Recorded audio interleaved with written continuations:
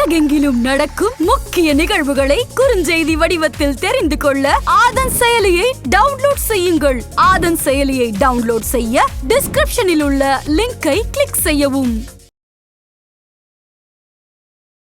ராமானுஜ தயாபாத்திரம் ஞான வைராகிய பூஷணம் ஸ்ரீமத் வெங்கடநாதாரியம் வந்தே வேதாந்த தேசிகம். லக்ஷ்மீநாத சமாரம்பாம் நாதயா முனமத்தியமாம் அஸ்மதாச்சாரிய பரியந்தாம் வந்தே குரு பரம்பராம். யோ நித்யம் அச்சுத பதாம்புஜ யுக்மருக்ம வியாமோஹத ஸ்ததிதராணி த்ரிணாயமேனே அஸ்மத்குரோர் பகவதோஸ்ய தயைக சிந்தோஹோ ராமானுஜஸ்ய சரணௌ சரணம் பிரபத்யே.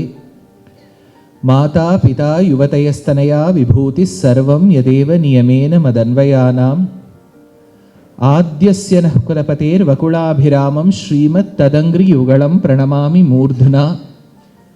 பூதம் சரஸ்ச மகதாஹ்வய பட்டநாத ஸ்ரீபக்திசார குலசேகர யோகிவாஹான். பக்தாங்கிரேணு பரகால யதீந்திரமிஸ்ரான் ஸ்ரீமத் பராங்குஷமுனிம் பிரணதோஸ்மி நித்யம். கூஜந்தம் ராம ராமேதி மதுரம் மதுராக்ஷரம் ஆருஹ்ய கவிதா சாகாம் வந்தே வால்மீகி கோகிலம். வால்மீகேர்முனிசிம்ஹஸ்ய கவிதா வனசாரிணः ஷ்ருண்வன் ராமகதாநாதம் கோனயாதி பராம் கதிம் வேதவேத்யே பரே பும்சி ஜாதே தசரதாத்மஜே வேதः பிராச்சேதசாதாசீத் சாக்ஷாத் ராமாயணாத்மனா. அஞ்சனானந்தனம் வீரம் ஜானகி சோகநாசனம் கபீஷம் அக்ஷஹந்தாரம் வந்தே லங்கா பயங்கரம் மனோஜவம் மாருததுல்யவேகம் ஜிதேந்திரியம் புத்திமதாம் வரிஷ்டம் வாதாத்மஜம் வானரயூதமுఖ్యం ஸ்ரீராமதூதம் சிரசா நமாமி. ஆஞ்சநேயமதிபாடலானனம் காஞ்சனாத்ரிகமனீய விக்கிரகம் பாரிஜாததருமூலவாசினம் பாவயாமி பவமானநந்தனம். யத்ர யத்ர ரகுநாதகீர்த்தனம் தத்ர தத்ர கிருதமஸ்தகாஞ்சலிம் பாஷ்பவாரி பரிபூர்ணலோச்சனம் மாருதிம் நமத ராக்ஷசாந்தகம். நமஸ்ஸதசே நமஸ்ஸபாயை. ஸ்ரீயப்பதியான பகவானுடைய பரமானுகிரக விசேஷத்தினால்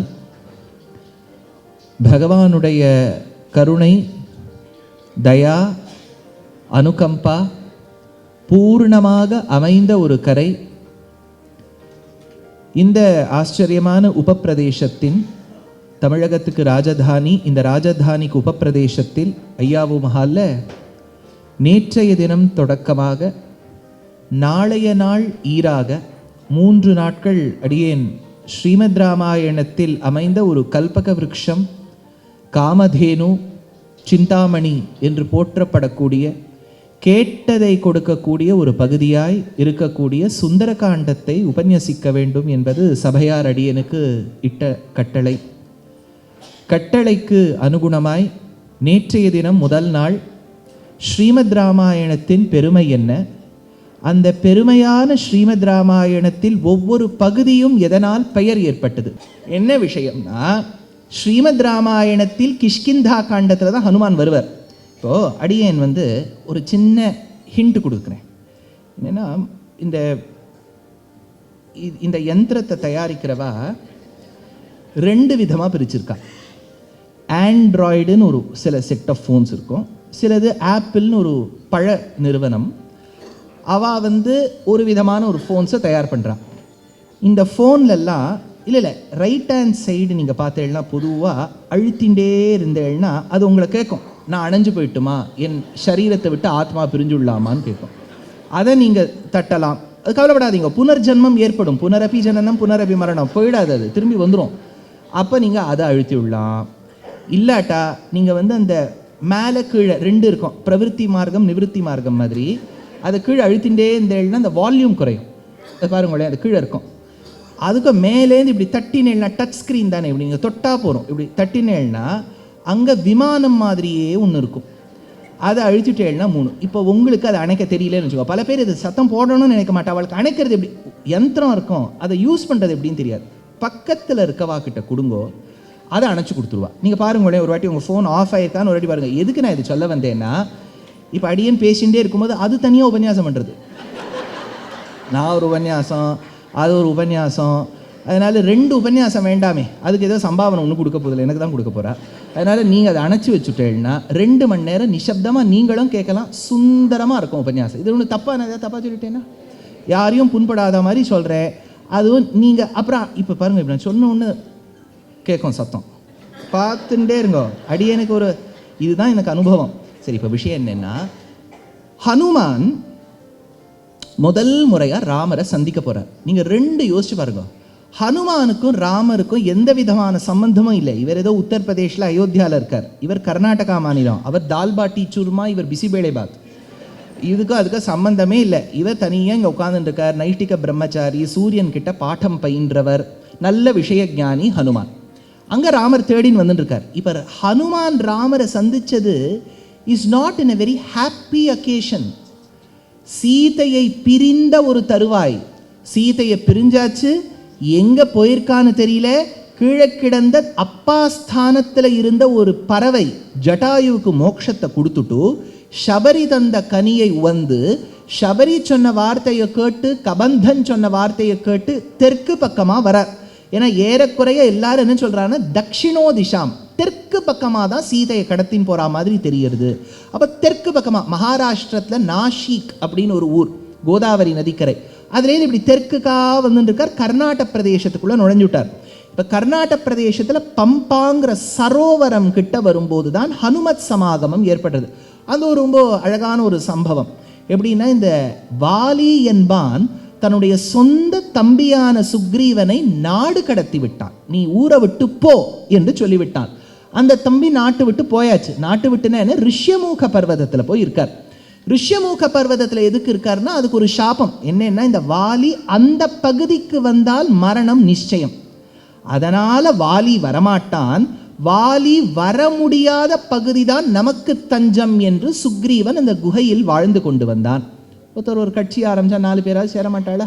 அதில் தான் இந்த நளன் நீளன்லாம் இருக்கா. ஹனுமான் கூடவே இருக்கார், அட்வைசராக, மினிஸ்டராக இருக்கார்.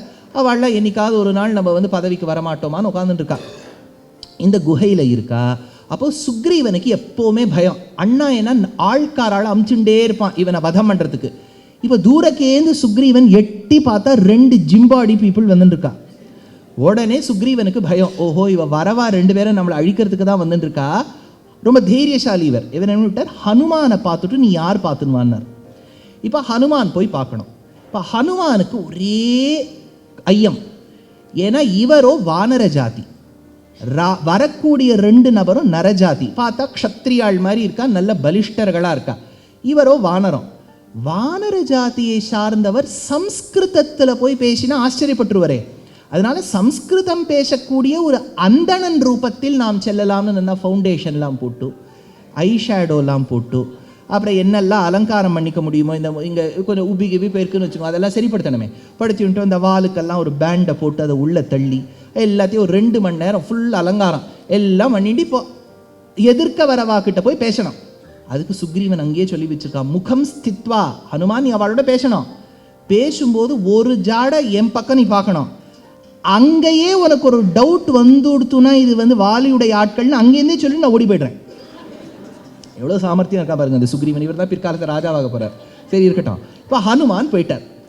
ஹனுமான் முதல் முறையாக போயிட்டு இருக்கார். இவாளுக்கு நரஜாதியோடு பேசிய பழக்கம் இல்லை. வானர ஜாதிக்குள்ளேயே இந்த வாலி, சுக்ரீவன், தாரா, ருமா இவாக்குள்ளேயே தான் பேச்சு. மிஞ்சி மிஞ்சி போனால் ஒரு கரடி, ஜாம்பவான்னு இருப்பார். மனிதர்களோட பேசியே இவளுக்கு பழக்கம் இல்லை. ஹனுமானுக்கு பழக்கமே இல்லை. ஏன்னா அவர் படித்தது ஒரே ஒரு, இவர் கிளாஸில் இவர் ஒரே ஒரு ஸ்டூடெண்ட் தான். அதனால் சோஷியல் இன்டராக்ஷனும் இல்லை. அதனால் சோஷியல் மீடியாவில் இன்டராக்ஷனில் என்ன தான் பண்ணுவார். இப்போ இவர் போய் பேசணும். அதை கம்பன் வர்ணிக்கிறார், என்பு உருகி அன்பு பெருகித்தான். முதல் முறையாக ஹனுமான் ராமர்கிட்ட நடக்க நடக்க பாடி வெயிட் குறைஞ்சா மாதிரி இருக்கும். ஆனால் அது நம்ம ஃபிசிக்ஸில் சொல்லுவோமே, mass can neither be created nor be destroyed, it can only be transferred இல்லையா? அப்போ இவருக்கு பாடி வெயிட் குறைஞ்சு கொடுத்தோம்னா வேற ஏதோ வெயிட் ஏறணுமே, அன்பின் வெயிட் ஏறி விடுத்தோம். எதிராளி பக்கம் இருக்கக்கூடிய வைக்கக்கூடிய காதலுடைய வெயிட் ஏறி விடுத்தான், போன் வெயிட் குறைஞ்சு விடுத்தான். என்பு உருகி அன்பு பெருகித்துன்னு கம்பர். கம்பர் மாதிரிலாம் ஒரு கவிஞர் நம்ம அவரெல்லாம் கொண்டாடவே மாட்டோம். என்னன்னா கம்பன் மாதிரி ஒரு மகாகவி இன்னொரு மாநிலத்தில் பிறந்திருந்தா தங்க சிலையே வச்சிருப்பான். பேர்பட்ட 10,348 பாடல், கம்பனுடைய ஒரு பாடலுக்கும் நம்ம தங்க காப்பு அவருக்கு பண்ணி போடணும். எப்பேற்பட்ட மகானவர். சரி, இப்போ என்னன்னா கம்பர் ஹனுமான் நடந்து போயிட்டு இருக்கார். நடந்து போகும்போது ராமனுடைய முழு வடிவழகை சேவிக்கிறார். இந்த மாதிரி ஒரு அழகை இவர் பார்த்ததெல்லாம் இந்த ரூமா, தாரா, சுக்ரீவன், வாலி எல்லாம் நம்மள மாதிரி இருக்கும். அதனால இவர் இப்பேற்பட்ட ஒரு ஒரு வடிவழகனை லோகத்தில் சேவிச்சதே கிடையாது ஹனுமான். ஃபர்ஸ்ட் ஃபீலிங் என்ன, ஒரு பக்தனுக்கு இருக்கக்கூடிய லவ்வை பாருங்க. அப்படியே கிட்டக்க போறார்.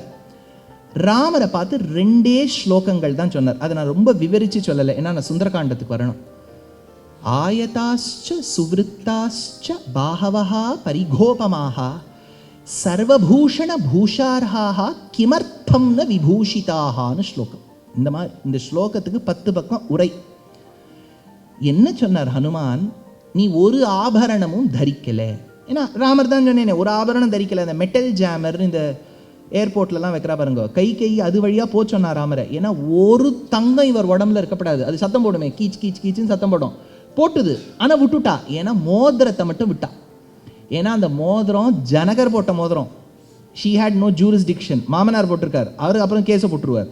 அதனால் அதை மட்டும் விட்டா. அந்த பாதுகையில் தங்க ரேகை இருக்கு. அதிரோஹாரிய பாதாபியாம் பாதுகே ஹேமபூஷிதேனர் வால்மீகி. அதில் மட்டும் விட்ட தங்கத்தை விட்டுட்டு பாக்கி எந்த ஆபரணம் இல்லை. கழுத்துக்கு பூனோடு, காதுக்கு குண்டலமும் ஒன்றும் இல்லை. வெறும் ஜடாமுடி தரித்தவராய் ராமர் சீர கிருஷ்ணாஜினாம்பரவுன்னு சீரவஸ்திரத்தை தரித்து கிருஷ்ணாஜினம் தரித்து சென்றான். ஆனால் பேர்பட்ட அழகனை பார்த்துட்டு ஹனுமான் சொல்றார், பொதுவாக ஆபரணம்ங்கிறது குறைச்சல் அழகோடு இருக்கக்கூடியவர்களுக்கு அழகை சேர்க்கும். நம்ம இதெல்லாம் போட்டாதான் ஏதோ 2-3 ஆபரணம், இது காதுக்கு இதுக்கெல்லாம் நான் போட்டுட்டாதான் ஏதோ பொறுக்கபிளாக இருக்கேன், பார்க்கபிளாக இருக்கேன் இல்லையா? பார்க்குற மாதிரியும் இருக்கணும், பொறுக்கான மாதிரியும் இருக்கணும்னா இதெல்லாம் போட்டுட்டாதான் உண்டு. ஆனால் பெருமாளுக்கு ஆபரணத்தை களைந்தால்தான் அவன் வடிவழகு தெரியுமா? அவனுடைய அழகை மறைக்கிறதுக்கு ஆபரணம், நம் அழகை கூட்டுவதற்கு ஆபரணம். அப்ப ஹனுமான் ராமரை பார்த்து சொல்றார், சர்வபூஷண பூஷார்ஹாஹா கிமர்த்தம் ந விபூஷிதாக. உனக்கு எதுக்குடா ஆபரணம்? ஆபரணம் இல்லாமல் இருப்பதுதான் உனக்கு ஆபரணம் சொன்னாரா ஹனுமான்? இவ்வளவுதான் 2 வார்த்தை. அதுக்கு முன்னாடி சொன்னார் ஆயதாஸ்ச சுவிருத்தாஸ்ச. அதாவது ஹனுமான் என்ன சொல்றார், இங்க முன்னாடி இருக்கக்கூடியவர் 2 பேர். ஏசிலை இருவராய் வந்தார், என் முன்னே நின்றார், கைவண்ணம் தாமரைவாய் கமலம் போலும் அரவிந்தமும் அகுதும் கண்டு அஞ்சி அவரை நாம் தேவரென்று அஞ்சினோமேன்னு திருமங்கையாழ்வார் திருநெடுந்தாண்டகத்தில் எடுக்கிற 2 பேரை அவர் அசுவிருத்தாஸ்ச. பார்த்த உடனே ஹனுமான் சொல்லிட்டார், இந்த மாதிரி ஒரு பிஹேவியர் உங்களை பார்த்தாலே இவ்வளோ கல்ச்சர்டாக இருக்கே சொல்லிட்டு ஒரு வார்த்தை சொன்னார், பாஹவஹான்னார். இதுதான் ஒரு சூக்ஷ்மம். பொதுவாக இது ஒன்றும் ரொம்ப சம்ஸ்கிருதம்லாம் எக்ஸ்பிளைன் பண்ண போல, நீங்கள் கவலைப்படாதீங்க. பொதுவாக ஒரு மொழி என்று எடுத்தால் ஆங்கிலம்னு ஒரு மொழி எடுக்கிறேள், தமிழ்னு எடுக்கிறேள், தெலுங்குன்னு எடுக்கிறேள், கன்னடம்னு எடுக்கிறேள். பொதுவாக எந்த மொழி எடுத்தாலும் நம்பரை பற்றி சொல்லும்போது ஒரு புத்தகம், புத்தகங்கள், புக்ஸ் அப்படின்னா 1 book. புக்ஸ் மீன்ஸ் மோர் தென் 2 ஆர் மோர் தென் 2. 2 புத்தகம் இருந்தாலும் புக்ஸ்ன்னு சொல்வேள், 2க்கும் மேற்பட்டு இருந்தாலும் புக்ஸ்ன்னு சொல்வேள். இது ஏகவச்சனம் பகுவச்சனம்னு பேர். இதை பன்மை என்று சொல்வோம். ஆனால் சம்ஸ்கிருத மொழியில் கொஞ்சம் வித்தியாசப்படும். ஏன்னா அங்கே ஒரு புத்தகம், 2 புத்தகங்கள், 2க்கும் மேற்பட்ட புத்தகங்கள். அப்போ உங்களுக்கு என்ன ஆகுது? ஏகவச்சனம், த்விவச்சனம், பகுவச்சனம்னு 3 வச்சனங்கள் உண்டு சம்ஸ்கிருதத்தில். இப்போ பாஹு ஒரு கை, ஒரு கையா சொல்றதா இருந்தா பாஹு, 2 கையை சொல்றதா இருந்தா பாஹூ சொல்லணும், 2க்கும் மேற்பட்ட கரங்களை சொல்றதா இருந்தா பாஹவஹா சொல்லணும். இப்போ 3 கை இருக்குன்னு வச்சுக்கோங்க, பாஹவஹா. 2 கை இருந்தா பாஹூ. புரியுறதோ? இப்போ ஹனுமான் ராமரை பார்த்து சொல்றார் பாஹவஹாங்கிறார். என்னன்னு சொல்லியிருக்கணும்? பாஹூ தானே? இல்லை சார், அவர் ஏதோ கிராமரில் மிஸ்டேக் பண்ணிட்டார் சார். நான் நேத்தே சொன்னேன் 7:40க்கு, அவர் நவவியாக்கரண பண்டிதர். நம்மளை போலலாம் மிஸ்டேக் எல்லாம் பண்ண மாட்டார். அவர் கிராமர் டீச்சருக்கே கிராமர் கற்றுக் கொடுக்குறவர் இல்லை sir. Slap of the thing கேள்விப்பட்டிருக்கீங்களா? ஸ்லிப் ஆஃப் த டங் வந்துடுத்து. அதனால சொன்னார் அதுவும் இல்லை. அதுக்கு வியாக்கியாதா கோவிந்தராஜர் சொல்றார், யத்வா ஹனுமதோ சதுர்புஜவேஷேன, ஹனுமானுக்கு மட்டும் 4 கரங்களோட ராமர் காட்சி கொடுத்தாராம். 4 கை சங்க சக்கரத்தோட இருக்கக்கூடிய ராமர் ஹனுமானுக்கு கண்ணுக்கு மட்டும் தெரிஞ்சதுனால பாகவகாங்கிற சப்த பிரயோகம். இல்லாட்டா ஹனுமான் தப்பே பண்ண மாட்டார்னுட்டார். சரி, இப்போ ஹனுமான் ராமரை பார்த்து இவ்வளோ சொன்னார். என்ன இப்போ யோசிச்சு பாருங்களேன், சும்மா நப்பாசை தான். நான் இப்போ ஹனுமான் இடத்துல இருக்கேன், நான் இருக்கேன். இப்போ நான் என்ன கேட்டுப்பேன், மாமி வரலையே எங்க, இப்படிலாம் எட்டி கிட்டி பார்த்து. அதுதான் Hanuman. You should never make the other person uncomfortable. உங்கள் கேள்வியால் இன்னொருத்தர் புண்படக்கூடாது. அது ஒரு மனிதனுக்கு இயல்பாக இருக்க வேண்டிய குணம். அதுக்கு தான் நம்ம நிறைய வார்த்தைகள் ஆங்கிலத்தில் சொல்லுவோம், சேடிஸ்ட். இன்னொருத்தர் கஷ்டப்பட்டு அதில் நம்ம சுகப்படுறோம் பாருங்க, அது மட்டமான குணம். இப்போது நான் இது ஒரு சும்மா இந்த விஷயத்தை சொல்லிட்டு மேலே ராமாயணத்துக்குள்ளே போகிறேன். பெரியோர்கள் பல பேர் இருக்கள். நேற்றே சொன்ன உங்கள் அத்தனை பேருக்கும் அடியனுடைய அனந்த கோட்டி நமஸ்காரங்கள். ஒரு காலகட்டம் வரைக்கும் நீங்கள்லாம் பெரியவாளுக்கே தெரியும். இப்போ குடும்பத்தில் ஒரு பெண்ணோ ஒரு ஆணோ வயது அடைந்து விட்டால் வாஸ்தவமாகவே ஆற்றுல பேசிப்பா, என்ன எப்போ இடம் பார்க்குறேள், கல்யாணம் பார்த்தாச்சா அப்படின்லாம் கேட்ட காலம் உண்டு. இப்போ அதெல்லாம் கேட்டாலே பிள்ளைகளுக்கு பிடிக்கிறது இல்லை. நீ எதுக்கு, நான் கல்யாணம் பண்ணிட்டு போகிறேன், உமக்கு என்னையாச்சு? As per article 15, as per article 25, ஏதாவது இது ஆர்டிக்கலாக சொல்கிறது. அதனால் இப்போ அப்பா அம்மாவே பயப்படுறா பேசுறதுக்கு. ஒன்றும் இப்போ கல்யாணம் ஆகிடுதுன்னு வச்சுக்கோங்க. அந்த காலத்தை நீங்கள்லாம் இந்த வரி கேட்டிருப்பேள், விசேஷம் இல்லையா, எதுவும் இந்த விசேஷம் இல்லையா, இது சரியா தப்பாங்கிற விசாரத்துக்கு போக வேண்டாம். அது கேட்டுவிட்டா நீங்களும் கேட்டுருந்தேள். அதெல்லாம் இந்த காலகட்டத்தில் அதெல்லாம் கேட்கவே முடியாது. அவன் என்ன சொல்லிவிட்டா, இருந்தால் நாங்கள் சொல்கிறோம், நீங்கள் பாவம் இவ்வளோ மெனக்கெடவே வேண்டாம், எவ்வளவோ ஜெகத்ரக்ஷண சிந்தையெல்லாம் உங்களுக்கு இருக்குது, அதெல்லாம் கவலைப்படுங்கோ. நீங்கள் எதுக்கு இங்கே விசேஷம் இருக்கா இல்லையா? இப்போ எப்படி இருந்தாலும், இப்போ விசேஷம் இருந்தாலும் ஸ்கூல் அட்மிஷன் அவர் வாங்கி தர போகிறது இல்லை. இப்போ நம்ம ஏதாவது இவன் மெனக்கெட வேண்டியது பெத்தவா தான். இப்போ கேட்குறவர் ஒரு அசைய போகிறது இல்லை. இப்போ தெரிஞ்சு என்ன பண்ண போகிறார் அப்படிங்கிறது இந்த இளைஞர்களுடைய கூற்று. அப்போ இதுக்கு பொதுவாக இளைஞர்கள் சொல்லக்கூடிய ஒரு வார்த்தை, டோன்ட் கெட் ஜட்ஜ்மெண்டல். அடிக்கடி இந்த வார்த்தை கேள்விப்படுவேன். இவாள் கல்யாணம் ஆரியா, ரொம்ப நாள் கல்யாணம், நம்ம உடனே ஓஹோ இதனால் இருக்குமோ அதனால் இருக்குமோலாம் சொல்லாது. அவள் இஷ்டம் பண்ணிட்டு போகிறா, பண்ணிக்காமல் போகிறா. இப்போ பாருங்கள், இந்த இளைஞர்கள் சொல்கிற மாதிரி தான் ஹனுமான் இருந்திருக்கார். அவர் எங்கள் மாமி தொலைஞ்சு போயிட்டாளான்னு கேட்கல. ஏன் கேட்கலன்னா, கேட்கப்படாதுன்னு இல்லையா, அவருக்கு தெரிஞ்சு கொடுத்தான். இது எப்படி சுவாமின்னா, நல்ல ஒரு விஷயத்தை கவனிங்க, தான் சூக்ஷ்மம்.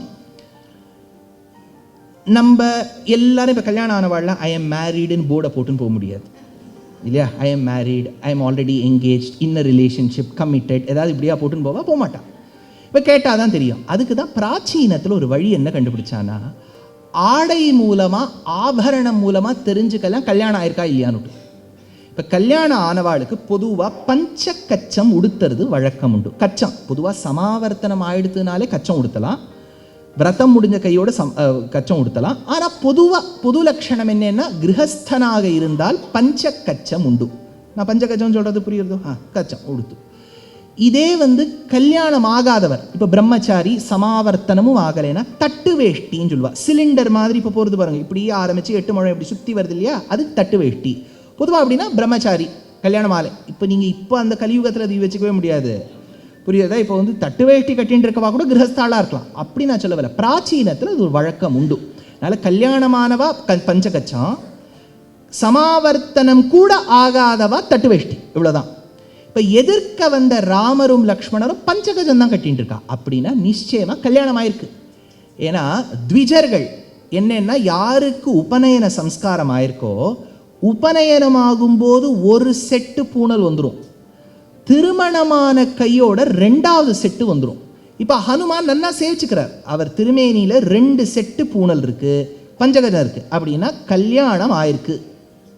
ஆனால் யோசிச்சு பாருங்க, கல்யாணம் ஆகியும் அவர் விடோவராக இருக்கலாமே, பத்னி இழந்தவளாக இறந்தவராக இருக்கலாமே, அதுக்கு வாய்ப்பில்லை. ஏன்னா கல்யாணமான பிறகுதான் ஒரு ஆணுக்கு அக்னி சம்ஸ்காரம் செய்யக்கூடிய தகுதி வருது. ஞாபகம் வச்சுங்க, சாஸ்திரப்படி பிரம்மச்சாரி சமிதாதானம் பண்ணலாம், வேற எதுவும் பண்ணக்கூடாது, வெறும் சமிதாதானம் தான்.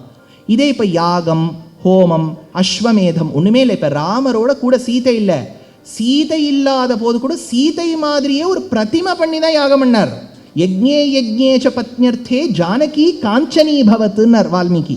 அப்போ பத்னி உயிரோடு பக்கத்தில் இருக்க வேண்டிய அவசியகத்தை ஏற்படுகின்றது யாகம் பண்ணும்போது.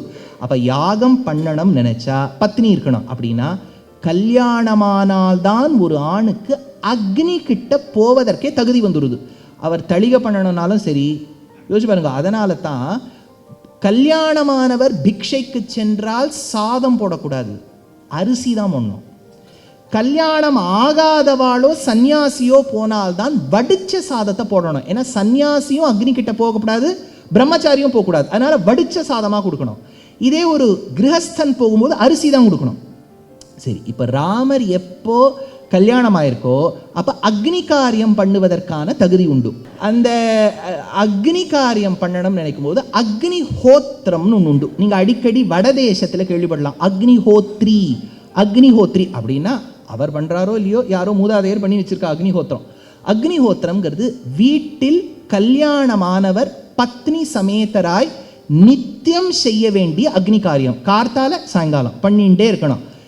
இதை கவனிங்கோ, இந்த அக்னியை செய்து கொண்டே இருக்கணும். ஒரு நாள் லீவ் எல்லாம் எடுத்துக்க முடியாது. சுவாமி சண்டேனா லீவ் எடுக்கிறேன், மண்டேனா லீவ் எடுக்கிறேன்னு சொல்லவே முடியாது. கார்த்தால சாயங்காலம் பண்ணிகிட்டே இருக்கணும், நித்தியப்படி பண்ணணும், லீவே எடுக்கக்கூடாது. நோ செபாட்டிக்கல். இது ஒர்க் ஃப்ரம் ஹோம் தான், வீட்டில் இருந்தபடி தான் பண்ணணும். அந்த அக்னி எரிஞ்சுட்டே இருக்கணும். ஞாபகம் வச்சுங்கோ, எந்த அக்னியை இவன் வளர்த்து அக்னி ஹோத்திரம் செய்கின்றானோ அந்த அக்னி எரிந்து கொண்டே இருக்க வேண்டும். இவர் இன்னொரு இடத்துக்கு போறாருன்னா அந்த அக்னியை ஒரு கட்டையில் ஏற்றிண்டு போனோம். சும்மா அதை போய் அங்கே ஒரு டப்புன்னு இப்படி லைட்டர் அதெல்லாம் இல்லை, இந்த அக்னியை எடுத்துன்னு போனோம். எந்த அக்னிஹோத்திரத்தை செய்து அந்த வேள்வியை செய்பவன் அக்னியை காப்பாற்றுறானோ அவன் இறந்தால் அந்த அக்னியை கொண்டு தான் எரிக்கணும். புரியுறதோ? இந்த அக்னிஹோத்திரம்ங்கிறது அவ்வளவு முக்கியம் கல்யாணமானவருக்கு. அந்த அக்னிஹோத்திரத்தை செய்யணும்னா கல்யாணம் இருக்கணும், தொடர்ந்து செய்யணும்னா பத்னி உயிரோடு இருக்கணும். எப்போ ராமர் பஞ்சகச்சம் பூணல் போட்டுருக்காரோ கல்யாணமானவர், எப்போது கையில கட்டையின் நுனியில் அக்னியை சுமந்து கொண்டு வந்தாரோ பத்னி இறக்கவில்லை. ஹனுமான் தெரிஞ்சுட்டார். இப்ப இறக்கவில்லைனாலும் எங்கேயோ இருக்கணும். எங்க இருக்கா அது தெரியல. அப்போதுதான் ராமருடைய முகத்தை பார்த்தால் சோகம் தெரியுது, வருத்தம் தெரியுது. அப்படின்னா யாரோ ஒரு ராட்சசன் கடத்திண்டு போயிருக்கணும். அதனால தான் அவர் முகத்தில் கொஞ்சம் வருத்தம் தெரியுது. முகத்தில் வருத்தம் தெரியுது, அக்னியை சுமந்து கொண்டு போறார். அதன் இருந்தபடியாலே இவருடைய பத்னி கடத்தப்பட்டால் அந்த பத்னியை பற்றி நம்ம வாயை திறந்து ஒரு கேள்வி கேட்கக்கூடாதுன்னு ஹனுமான் இவ்வளவும் ஒரு பாடி லாங்குவேஜை பார்த்து புரிஞ்சுட்டார்னா ஒரு சிவிலைஸ்டு பர்சன் எப்படி நடந்துக்கணுங்கிறதுக்கு ஹனுமானை காட்டிலும் ஒரு எடுத்துக்காட்டு உலகத்தில் இல்லை. இப்போது அந்த ஹனுமான் தான் பாரத தேசத்திலிருந்து புறப்பட்டு சீதா பிராட்டியை பார்ப்பதற்காக சேவிப்பதற்காக இலங்கைக்கு செல்ல வேண்டிய தருவாய். அப்போதுதான் அவர் சீதா பிராட்டியை நினைத்தாராம். அவ்யக்த ரேகாம் இவ சந்திர ரேகாம் பிராம் சுஃப் பிரதுக்தாம் இவ ஹேம ரேகாம் க்ஷத பிரரூடாம் இவ வர்ண ரேகாம் வாயு பிரபுக்னாம் இவ மேக ரேகாம். ஒரு பிறை சந்திரன் எப்படி இருக்குமோ அதுபோல் இருந்தாள். பிராம்சு பிரதுக்தாமிவ ஹேமரேகாம், ஜாஜ்வல்யமாக இருக்கக்கூடிய ஸ்வர்ணத்தின் மேலே மெல்லிசா எப்படி தூசி படிந்திருக்குமோ அதுபோல் இருந்தாள். க்ஷதப்பிரரூடாமிவ வர்ணரேகாம், எப்படி சந்திரன்ல ஒரு களங்கம் இருக்குமோ அதுபோல் இருப்பாள். வாயு பிரபுக்னாமிவ மேகரேகாம், ஒரு மேகம் நீரோடு தக்கி இருக்கக்கூடிய சமயத்தில் காற்றால் அடிக்கப்பட்ட மேகம் எப்படி விஸ்தீரணமாக செல்லுமோ அதுபோல் இருப்பாள்னு வியூகிக்கிறார் ஹனுமான். ஞாபகம் வச்சுங்க, நேத்தே சொன்ன மாதிரி ஹனுமானுக்கு சீதானா எப்படி இருப்பானே தெரியாது, எங்க இருப்பானும் தெரியாது, எப்படி இருப்பானோ தெரியாது, எந்த நிலைமையில இருப்பானோ தெரியாது. He is going on a blind mission. எங்க போறோம், எங்கே செல்லும் இந்த பாதை, யாரோ யார் அறிவாரோன்னு இருக்கார். அந்த மாதிரி தான் போயிட்டு இருக்காரு. இவருக்கு எங்க போறோன்னே தெரியல, யாரை பார்க்க போறோம் தெரியல, அந்த மாதிரி போயிட்டு இருக்கார். அப்போதுதான் விபீஷணனுடைய ஆச்சரியமான வீடை பார்த்ததாக வால்மீகி சொல்லலை, கம்பர் சொல்லலை, துளசிதாசர் சொல்றார். அந்த வீட்டின் வாசல்ல அழகான துளசி மாடம் இருந்தது, பகவானுடைய பஞ்சாயுதங்களின் பிரதிபிம்பம் இருந்தது. இது ஏன் துளசிதாசர் சொல்றாருன்னா, வீட்டு வாசல்ல ஆயுதங்கள்லாம் இருந்ததுன்னு சொல்றாருன்னா, கம்பனோ துளசிதாசரோ ராமர் இருந்த காலத்தில் வாழ்ந்தவர்கள் அல்ல. வால்மீகி ஒருத்தர் தான் ராமர் இருந்த போதே வாழ்ந்து அதை எழுதி லவகுஷால் மூலமா பாட வச்சு ராமரோ அதை அங்கீகாரம் பண்ணிட்டார். அதனால தான் வால்மீகி ராமாயணம் தான் ஒரு படி வசதி. கம்பராமாயணமோ துளசிதாசருடைய ராமாயணமோ பிற்காலத்தில் ஏற்பட்ட ராமாயணம். அந்த பிற்காலத்தில் ஏற்பட்ட ராமாயணத்தில் ஒரு சில கேள்விகள் வரும், சமுதாயத்துக்கு ஏத்தாற் போல் எழுதுவா. நீங்கள் ஒன்றே பார்க்கணும். இப்போ கம்பராமாயணம் வசதி, நான் முதல்லயே சொன்ன மாதிரி கம்பர் மாதிரி ஒரு கவிஞர் தான் தமிழ்நாட்டின் சொத்து, அதெல்லாம் இருக்குது. ஆனால் அவர் சமுதாயத்துக்கு ஏற்ற மாதிரி கொஞ்சம் எழுதிடுவார். அதில் ஒரு சின்ன திருஷ்டாந்தம், ராவணன் சீதையை தொட்டு தூக்கலை அப்படின்னு கம்பருடைய கூற்று. வீட்டோடு எடுத்துன்னு போயிட்டார். என்கிட்ட நான் கம்பன் கழகத்தில் காரைக்குடியில் போய் ஒரு 8 வருஷத்துக்கு முன்னாடி உபன்யாசத்துக்கு போயிருந்தேன். அப்போ அவர் கேட்டார், பார்த்தீர்களா எப்படி தமிழ் மரபை காப்பாற்றி இருக்கிறார் கம்பர், சீதா பிராட்டியை தீண்டாமல் வீட்டோடு தூக்கி கொண்டதாக சொன்னார். நான் சொன்னேன், சுவாமி நீங்கள் அப்படி பார்க்குற, புறத்தையும் அப்படி தான் பார்க்கணுங்கிறது இல்லை. இப்போது கடத்தணும் நினச்ச ராவணன் வால்மீகி ராமாயணத்தில் சீதையை மட்டும் கடத்தின்னு போயிட்டான். ஆனால் தமிழகத்தை சார்ந்த கம்பர் எழுதும்போது என்ன சொல்கிறார், சீதையும் கடத்தினார் வீட்டையும் கடத்தினார்னா இது தமிழர்களுக்கு பெருமை சேர்க்கிற மாதிரி இல்லையே. அதனால் எப்படி வேணாலும் இது இன்டர்பிரேட் பண்ணலாம், ஜாகிரதை. கம்பர் ஏதோ சமுதாயத்துக்கு ஏற்ற மாதிரி எழுதியிருக்கார். அந்த மாதிரி இந்த நீங்கள் ராஜஸ்தான், ஹரியானா, உத்தரப்பிரதேசம், அந்த வடதேச மாநிலங்கள்லாம் போனேன்னா அவள் கிரகப்பிரவேசத்தில் என்ன பண்ணுவா தெரியுமா, யார் அந்த வீட்டு இல்லத்தரசியோ ஹாரத்தியில் நன்னா கையை நினைச்சுட்டு வீட்டு வாசல் இப்படி, இதெல்லாம் நம்ம பண்ண மாட்டோம். இப்போ இதெல்லாம் தெற்கு தீயாளில் இல்லை. நீங்கள் கொஞ்சம் ஆந்திர கர்நாடக மாநிலத்தை போனேன்னா ஒரு காப்படியில் முழுக்க அரிசியை வச்சுட்டு இடிப்பான். இதுவும் தமிழகத்தில் இல்லை. அதனால் ஒவ்வொரு தேசத்தில் ஒரு தேசாச்சாரம், காலாச்சாரம். அதனால் துளசிதாசர் எழுதும்போது என்ன சொல்லிட்டார், வீட்டு வாசலை சங்கு சக்கரை எல்லாம் பெயிண்ட் பண்ணி வச்சிருக்கா. இதெல்லாம் வால்மீகி சொல்லவே இல்லை. அப்படி சொல்லிட்டு புஷ்பக விமானம் இருக்கக்கூடிய இடத்துக்கா போகிறார். இதை பற்றி நான் ரொம்ப டிஸ்கஸ் பண்ணலை, அது கொஞ்சம் ரிசர்ச் மேட்டர் தான். ஏன்னா விமானம் என்பது நம்ம ராமாயணப்படி பறந்து செல்லக்கூடிய விமானம்னு வச்சுட்டா உடனே சில கேள்விகள் வரும். இந்த விமானம்ங்கிறது பேசிக் சயின்ஸ் என்னன்னா, it should be like a bird. நீங்கள் விமானத்தையே பார்த்தீங்கன்னா ஒரு பறவை மாதிரி தான் இருக்கும், 2 ரெக்கை இருக்கும், உள்ளுக்குள்ளே எப்போவுமே ஓப்பனாக இருக்காது. ஏன்னா you have to create a vacuum inside. வேக்யூம்னா கிட்டத்தட்ட it should not be open to the atmosphere. இப்படி காற்றுக்குத்தெல்லாம் வெளில கதவெல்லாம் நம்ம சட்டுன்னு, சுவாமி எனக்கு ஏதோ கொஞ்சம் கீழே எட்டி பார்க்கணும், ஜன்னல்லாம் திறந்துட்டு அது கீழே வந்துடும், புரியுறதோ. ஆனால் இப்போ நம்ம சலச்சித்திரங்களில் இந்த ராவணன் சீதையை கடத்தின்னு போகும்போது பார்த்தா ஓப்பன் விமானமாக இருக்கும், பேராஷூட் மாதிரி இருக்கும் அது பார்க்குறதுக்கு. அது மேலே பலூனும் இருக்காது. இப்போ உங்கள் ஆற்றுல நீங்கள் குழந்தைகளெல்லாம் கொண்டு ICSE CBSEலாம் கொண்டு சேர்த்துப்படுறீள், அது உடனே கேட்கும் எப்படி இந்த விமானம் பறக்கும்னு கேட்கும். நீங்கள் உடனே அது ஏதோ ஆச்சரிய சக்தி, இந்த குபேரனுடைய சக்தி என்ன சொன்னாலும் அது கேட்காது. அதனால் இந்த விமானம்ங்கிறது கொஞ்சம் டாபிக் ஆஃப் டிஸ்கஷன் தான், ரிசர்ச் பண்ண வேண்டிய விஷயந்தான். அடியேனை பொறுத்தவரை ஒன்று அது ஃபுல்லாக ஏதாவது வைமானிக சாஸ்திரப்படி ஃபுல்லாகவே ஒரு இப்போ இருக்க விமானம் மாதிரி இருந்திருக்கலாம். ரெண்டாவது இன்னொரு கூற்று, தேராக இருந்திருக்கலாம்.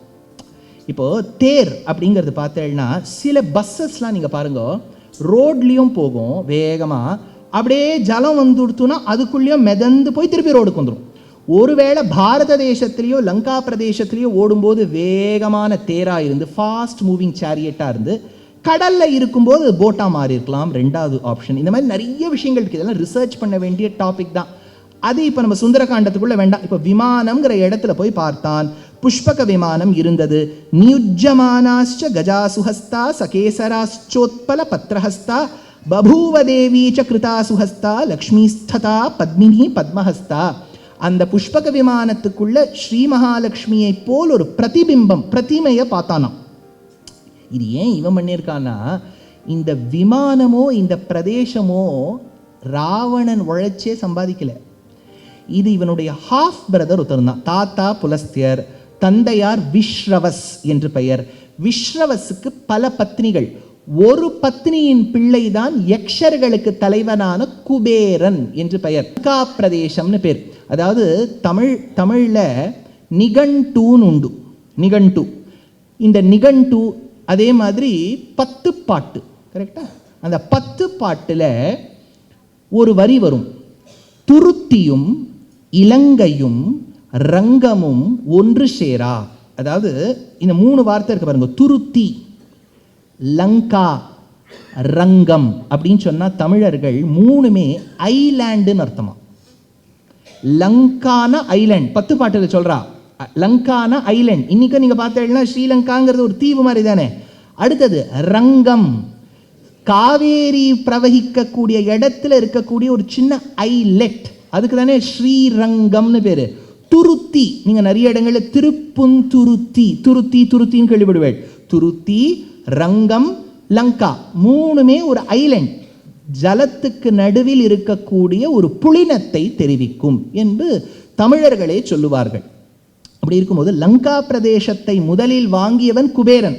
நம்ம பொதுவாக வீட்டிலெல்லாம் இந்த பெருமாள் சன்னதியில் நீங்கள் குபேரன் ஃபோட்டோ பார்த்துருப்பேன். ஜம்முன்னு ஒருத்தர் நன்னா சர்வாலங்கார பூஷிதராக பக்கத்தில் அவருடைய தர்மபத்னியோடு இருப்பார். அதுக்கு மேலே 2 பேருக்கும் நடுவில் மேலே மகாலட்சுமி இப்படி தனத்தை வார்த்தின்னு இருப்பா. இவர் ஜம்முன்னு இருப்பார் குபேரன் பார்ப்பறதுக்கு. இதுதானே இங்கே பார்த்துருக்கீங்க, குபேர படம் பார்த்துருக்கீங்களா? வாஸ்தவமாக நம்ம ஸ்கல்ப்சர்ஸில் குபேரன் அப்படி காமிக்கவே மாட்டார். பெரிய தொந்தி, அவருக்கு கொஞ்சம் டிஃபார்மிட்டிஸ் உண்டு, ஹேண்டிகேப்ட், அவருக்கு தான் குபேரன்னு பேர். அவர் இருந்த அதனால தான் அவரால் இப்போ இவர் ஒரு உழைச்சு வாங்கின தீவை தன்னுடைய ஹாஃப் பிரதர் கைகேசியுடைய பிள்ளை ராவணன் அபகரிக்கும் போது இவரால் சண்டை போட முடியல. அதனால அந்த ராவணன் அபகரித்து விட்டான். அந்த ஹாஃப் பிரதர் கிட்டே அபகரிச்சான். என்னன்னா, ராவணனுடைய திருத்தந்தையார் ஒரு பிராமணர், விஸ்ரவஸ்னு பேர். அம்மா ராட்சச ஜாதியை சார்ந்தவள், கைகசி என்று பெயர். கைகசிக்கும் விஸ்ரவசுக்கும் பிறந்த பிள்ளைதான் ராவணன். ராவணனுடைய தம்பிமார்கள் 2 முக்கியமா, கும்பகர்ணன், விபீஷணன் என்று பெயர். இன்னொரு பத்னி இருந்தாள் அந்த விஸ்ரவசுக்கு, ராகான்னு பேர். அவள் மூலமாக பிறந்த பெண்ணுக்கு தான் சூர்பனகா என்று பெயர். அதனால இதுதான் இவ குடும்பம். அதை தவிர்த்து இன்னும் ஹாஃப் பிரதர்ஸ் கரண், தூஷணன், திரிசிரஸ்லாம் இருந்தா. சரி, இப்போ விஷயத்துக்கு வரேன். என்னன்னா, இந்த குபேரனானவன் உழைத்து வாங்கிய தீவு தான் லங்கை. அது கடல் ஜலத்துக்கு நடுவில் இருக்கக்கூடிய ஒரு இடம். அதை வாங்கி வச்சிருக்கான் இவன். இந்த இடத்துல இவன் தயாரித்த விமானம் தான் புஷ்பக விமானம். இவன் ஆராதிக்கக்கூடிய தெய்வம் தான் ஸ்ரீ மகாலட்சுமி. அதனால் இவனுடைய ஆராத்திய தெய்வமான மகாலட்சுமியை அழகாக ஒரு பிரதிமை பண்ணி ஆராதனம் செய்து கொண்டு வந்தான் குபேரன். எப்போ ராவணன் சீஸ் பண்ணிட்டானோ, லங்கையும் ராவணன் தான் எடுத்து, புஷ்பக விமானமும் ராவணன் தான் எடுத்து, உள்ளே இருந்த லக்ஷ்மியை அவன் மாற்றலை. அதை தான் ஹனுமான் வியக்கிறார். இவ்வளவு நாளாக இந்த புஷ்பக விமானத்தில் ஏறி வரியே, அதில் இருக்கக்கூடிய மகாலட்சுமியின் அபராவதாரமான சீதையை போய் நீ கடத்தி வச்சிருக்கியே. அதனால தான் இங்கே சொன்னார், பபூவ தேவி ச கிருதா சுஹஸ்தா லக்ஷ்மி ததா பத்மினி பத்மஹஸ்தா என்று பெயர். இப்போ ஹனுமான் ஒரு இடமாக சென்று, இரவு வேளை எல்லாரும் தூங்க போயிட்டா, அந்த இடத்துல இப்போ அந்த ராவணனுடைய சதனத்துக்குள்ள, அவன் மகலத்துக்குள்ள நுழையிறார். கிங்கிணி ஜால சங்காஷஸ்தா ஹேம விபுலாம்புஜாஹ பாவக்ரஹ யசஸ்தீரஹ சுப்தா நத்யைவா பபுஹு அன்யா வக்ஷசி சான்யாஸ்த்யா தஸ்ய கச்சித் புனர்புஜம் அபராத்வம் அனன்யஸ்ய தஸ்யா சாப்யபரா குச்சௌ. ஒத்தி படுத்துட்டு காளாம். அவளுடைய 2 கால் நீட்டிண்டு இன்னொத்தி தொட மேலே இருக்கான். இன்னொத்தி ஆன்னு வேலை படுத்துட்டு இருக்காளாம். அவ வயத்தில் இன்னொத்தி தலையை வச்சு படுத்துட்டு இருக்காளாம். இந்த மாதிரி ஒரு கோலம். அவர்கள் தரித்திருந்த ஆடையெல்லாம் அப்படியும் இப்படியும் கலைஞ்சிருந்தது. ஹனுமானுக்கு என்னவோ இந்த திருஷ்யம் பார்ப்பதற்கே ஏற்றார் போல் இல்லையே, இதை நம்ம பார்த்துட்டோமே நினைக்கிறார். அப்புறம் இன்னொன்று, இதில் தான் வால்மீகி சுந்தரகாண்டத்தில் தான் ஒரு மகா கவிங்கிறது தொக்கி நிற்கும். என்ன அழகா சொல்றார், பகலோன் பகல் விளக்காக பரம் சுடர் தோன்றியதேன்னு தேசிகன் ஒரு வார்த்தை சொல்வார். இது என்ன கதைன்னா, இப்போ 2019 ஒருத்தர் வந்துட்டு 40 வருஷத்துக்கு ஒரு வாட்டி வந்து கலக்கிட்டு போயிட்டாரு. யார்? நம்ம அத்தி தான். அத்தி வரதர் வந்தாரோன்னோ, வந்த உடனே ரொம்ப பெருமையாக எடுத்து எல்லாரும் போகிறோம், எல்லாம் போய் சேவிச்சுட்டு இருந்தா. இப்போ என்னென்னா, இந்த ஹஸ்திகிரிங்கிற காஞ்சிபுரம் சத்யவிரத க்ஷேத்திரத்தின் மகாத்மியத்தை சுவாமி வேதாந்த தேசிகன் என்கின்ற ஆச்சாரியன் மெய் விரத மான்மியம் ஹஸ்திகிரி மகாத்மியம்ங்கிற பேரில் எழுதினர். அதில் என்ன சொல்கிறார், பிரம்மா வேழமலைக்கு மேலே ஒரு உத்தரவேதி அமைத்து, வேதிகையை அமைத்து, யஜ்ஞகுண்டத்தை அமைத்து அஸ்வமேத யாகம் செய்தார். பத்னியான சரஸ்வதி வரவில்லை. சாவித்ரி என்கின்ற பத்னியோடு சேர்ந்து யாகத்தை செய்தார். யாகம் எத்தனையோ இடையூறுகளை கடந்து இந்த யாகம் பூர்ணாகுதியை அடைந்து பூர்ணாகுதியை இட அந்த யஜ்ஞ குண்டத்திலேந்து பெருமாள் புண்ணியகோட்டி விமானத்தோட வந்தாராம். யோசிச்சு பாருங்க, இவர் யாகம் பண்றார் பிரம்மா. பிரம்மாவின் யாக பலனாக பகவான் தோன்றினார். யார்? பரம்சுடர் தோன்றினார். பரம்சுடர் மின்னக்கூடிய பரம்சுடராக இருக்கக்கூடிய பகவான் தோன்றினார். எப்படி தோன்றினார்? உவமை சொல்கின்றார் தேசிகன். பகலோன் பகல் விளக்காக பரம்சுடர் தோன்றியதே. இப்போ நம்ம ஐயாவில் உட்காந்துருக்கோம், வெளியிலலாம் நல்லா லைட்டிங் போட்டு வச்சிருக்கா, அப்புறம் சீரியல் லைட்ஸ் எல்லாம் போட்டிருக்கா. இப்போ தீபாவளி அது இதெல்லாம் வந்துடுத்துனாலே நம்ம வீட்டு வாசலே போடுவோம். அப்போ என்ன பண்ணுவோம்? சாயங்காலம் சூரியாஸ்தமனமான பிறகு ஒரு 6-7 மணிக்கு போட்டுருவோம். கார்த்தால ஒரு 7 மணி இல்லை ஒரு 5:30 மணிக்குள்ளே அணைச்சிருவோம். ஏன்னா அப்போ போட்டால் தான் பளபளன்னு இருக்கும். நீங்கள் நன்னா இப்போ ராத்திரி போட்டுவிட்டு பகலில் அணைக்கலைன்னா அது இருக்கும், அது எரிஞ்சுட்டு இருக்கும், யார் கண்ணுக்கும் தெரியாது. ஏன்னா ஆகாசத்தில் சூரியன் என்கின்ற பகலவன் இருக்கும்போது நீங்கள் இந்த பகல் விளக்கு போட்டெல்லாம் வேஸ்ட்டு. ஏன்னா பகலோன் இருக்கும்போது விளக்குங்கிறது பகல் விளக்கு இருந்தும் இல்லாதபடி. இப்போ பெருமாள் அக்னி குண்டத்திலேருந்து வரும்போது ஆகாசத்தில் இருக்கக்கூடிய சூரியன் பகல் விளக்காக மாறிவிட்டாராம். நான் உங்களுக்கு சொல்கிறது புரியுறதோ? பகலோன் பகல் விளக்காக பரம்சுடர் தோன்றியதே. அப்போ பகல் வேளையில் பகவான் உத்பவிக்கும் போது சூரியன் கூட பகல் விளக்கா போயிடுறார். இலங்கையில் இரவு வேளையில தான் விளக்கு எரிக்க வைப்பாளாம். அது ஏன்னா அப்போதுதான் அக்னி தேவதையால் தெரிஞ்சுக்க முடியுமா இந்த ஊரில் யாரெல்லாம் பெண்கள் இருக்கான்னுட்டு. ஏன்னா பகல் வேளையில் ராவணன் சஞ்சரிச்சுன்னு இருக்கான். இந்த வழக்கு தெரிஞ்சு கொடுத்தோன்னா அவன் சொல்லுவான் அக்னியை பார்த்துட்டு, ஏன் என் ஊர் பெண்களை நீ பார்க்கிறாய் என்று. அவன் உறங்கும் போதுதான் விளக்குக்கே தெரியுமா இந்த ஊர்ல லங்கை பெண்கள்லாம் எப்படி இருக்கான்னு சொல்றார் வால்மீகி.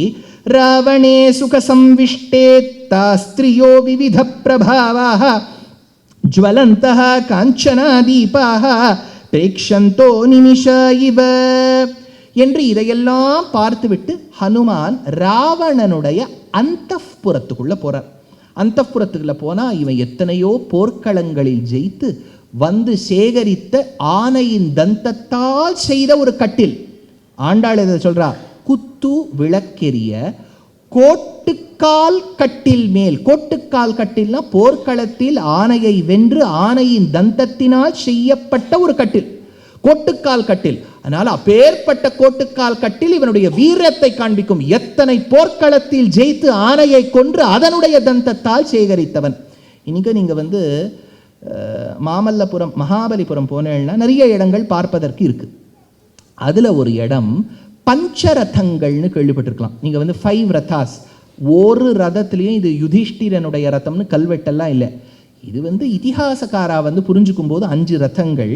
அதில் ஒரு பிரம்மாண்டமான ஒரு ரதம் பீமரதம், உயர்ந்து இருக்கக்கூடிய ரதம் யுதிஷ்டரனுடைய ரதம், அழகான ஒரு ரதம் அர்ஜுன ரதம், 2 பேருக்கும் சேர்த்து இருக்கக்கூடிய ஒரு ரதம் நகுல சகதேவர்கள் ரதம், அதுக்கு பக்கத்தில் ஒரு யானை, பக்கத்தில் இன்னொரு ரதம், அதில் ஒரு துர்கா தேவியினுடைய சிலை இருக்கு. ஒருவேளை இது திரௌபதி ரதமா இருக்குமோ? ரதம்னா உடனே சக்கரம் இருந்து போகாததெல்லாம் ஒரே இடத்துல தான் இருக்கும். இதுக்கு ரதம்னு ஒரு டெர்மினாலஜி கொடுத்துருக்கா. அந்த ஆர்கிடெக்சரில் இதுக்கு ஒரு டெர்மினாலஜி கொடுத்துருக்கா. அதில் நீங்கள் நன்னா பார்த்தீங்கன்னா இந்த பஞ்சமகாரதங்களில் ஒரு ரதம் இருக்கும். அப்படியே பின்பக்கமாக பார்த்தீங்கன்னா வளைஞ்சு வரும். அதுக்கு கஜப்பிருஷ்டம்னு பேர். கஜப்பிருஷ்டம்னா ஒரு ஆனையின் பிற்பகுதி எப்படி இருக்குமோ அந்த மாதிரி வளைஞ்சு வரும். இது கஜப்பிருஷ்டம்னு நமக்கு தெரியறதுக்காக என்ன பண்ணியிருக்கா, அந்த ரதத்து பக்கத்துலேயே ஒரு யானையும் வடி வச்சிருக்கா. நீங்கள் பஞ்சரதங்கள் மகாபலிபுரம் பஞ்சரதாஸ் எலிஃபென்ட்னு போட்டீங்கன்னா ஒரு ஆனை வரும். இந்த ஆனை ஒரே கல்லில் செய்யப்பட்ட ஆனை, கஜப்பிருஷ்டத்துக்கு பக்கத்தில் இருக்கக்கூடிய ஆனை.